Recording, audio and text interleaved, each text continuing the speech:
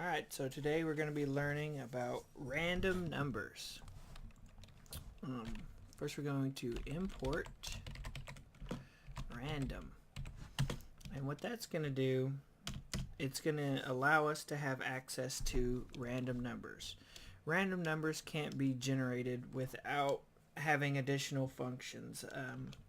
So Python has all kinds of functions that you can use that are already built in, and then sometimes we want to use extra functions that are not a part of it, so we have to import them. So pretty much all you have to do is type import random, and this is going to bring in those extra functions to generate random numbers. So to generate random numbers, you must import this. Okay. So I'm gonna show you guys 3 of these. I'm gonna copy paste it just to make it faster. We have 3 ways to generate just a straight random number, and I'm gonna show you exactly how this works. So right here on line 7, this line is going to print out the random value for us, or the value for us. And for the first one here, we have a variable called value, and then we use the function random.uniform, and then inside of the random.uniform we have 2 arguments. I'm going to do 1 and 2. So when I run this, it's going to generate for us a random number. So when we click it, the random number we got is 1.75 extra numbers. So if I keep running my program, you'll see that it keeps generating more numbers for us randomly between 1 and 2, including decimals. So if I make this range different, if I change this 1 to, let's say, a 2, 2 to 3, it's going to generate a number in between 2 and 3 with decimals. So right there, 2.99, 2.10, and so on and so forth. Okay, let's comment this one out. And we're going to use line 4. Line 4 is random.random. Let's see how this one works. When we run it, it's generating a number between between 0 and 1, and a decimal with a bunch of decimal numbers after it. And you can see if I just keep generating, it's just going to continue to give us more numbers, more and more numbers. Okay, let's go ahead and activate this third one. You might be thinking to yourself, well, maybe I don't want to generate a number with a bunch of decimals. So what we can do is we can use the random int. So, and just like before on line 3, we had 2 numbers to choose from.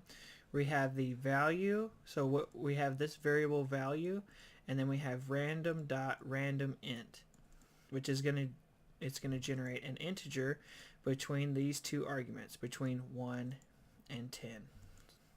So let's run this. 8, 10, 1, and it just continues that way. Just keeps doing that. So very helpful. So like one thing you could do if you guys wanted to, if you wanted to use this to generate like a random number for, like, if you're going to spawn a boss and you wanted the boss to have in between 1,000 health and 1,500 health, you would set it here. So the minimum it's going to have is 1,000, and then the maximum it's going to have is 1,500. So we can adjust that, and we can get numbers that are relevant to maybe our video games. If we want to generate random boss values or random monster value healths, we can do it that way. Also, like if maybe, let's say you defeat a monster and it needs to drop some loot. Well, you can use this to decide it drops 5 gold, in between 5 and 50 gold. And so it decides how much you don't have to program it every time, or it just adds an extra level to your game. So that's a really useful function. Really useful for pretty much everything, and random numbers are just super useful. Okay, so let's go to the next part here. Let's say we're going to create a game, and in games we have what's called NPCs. NPCs are non-player characters, and when you go talk to an NPC, it might say the same thing over and over. Hey, hello, or it might say hello, hello. Every time we talk to them, it only says hello. Well, maybe we want it to say something more than just hello. Maybe we want it to use different sayings. So what we can do is we can use the random function, and we can give it a list of different greetings. So right here on line 4 we have our list of greetings, and I put hello, hey, howdy, what up, hola, and hi.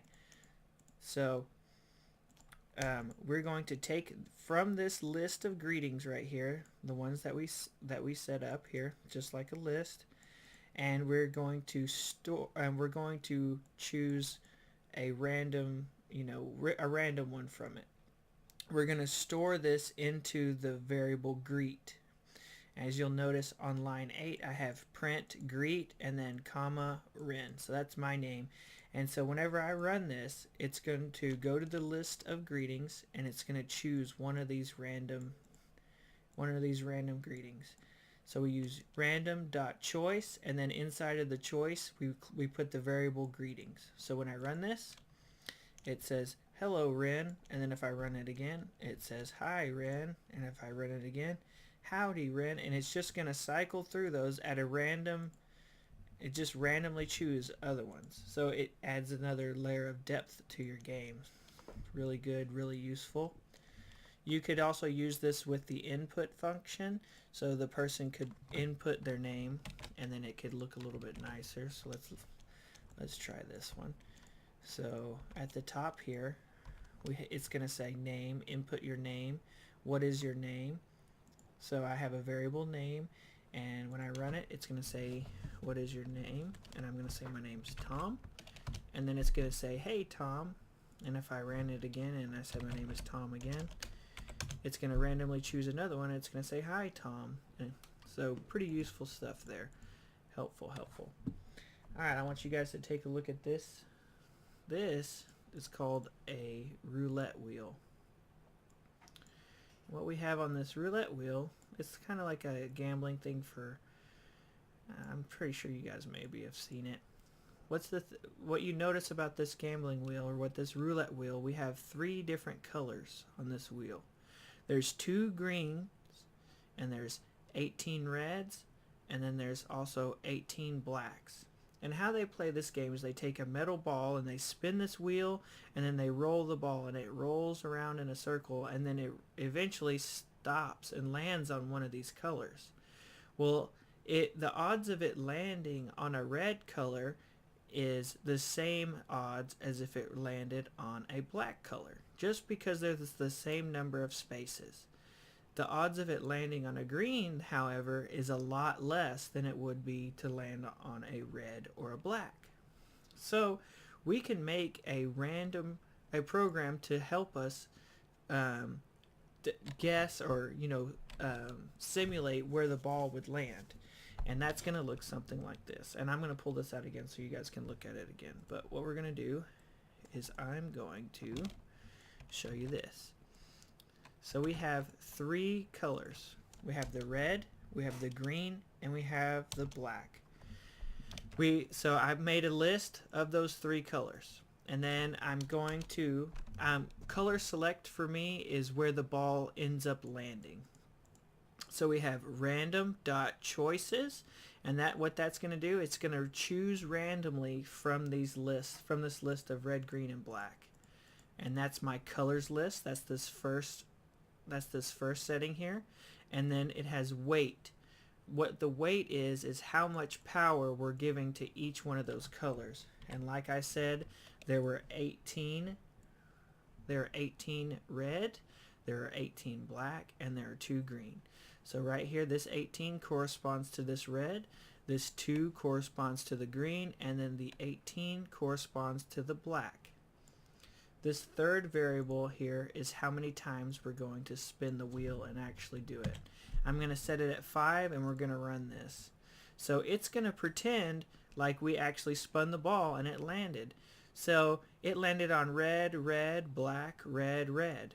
If we spin it again, green, black, red, red, black. And I'm going to do it one more time.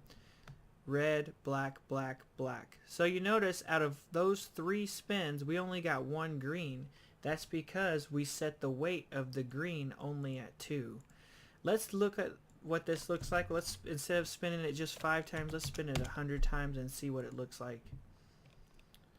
There's a bunch of red and blacks all appearing on the screen, and if you pick through here, you'll notice there's only so many greens. There's 1 there, and then let's see if there's another green right here, and you'll notice that the red and black appear way more often than the green, and that's because we only gave it 2 chances to appear, just like this wheel.